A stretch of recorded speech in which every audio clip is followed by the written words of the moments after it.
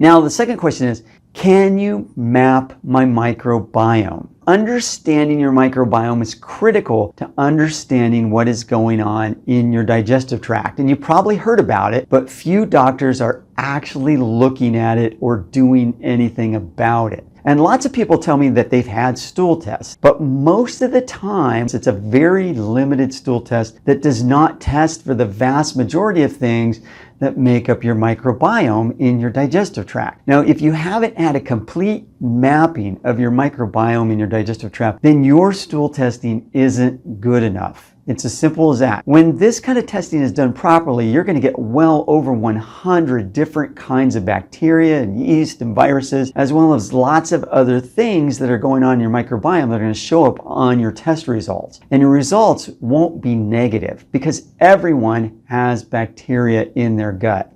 To learn more, follow us on social media and visit our website.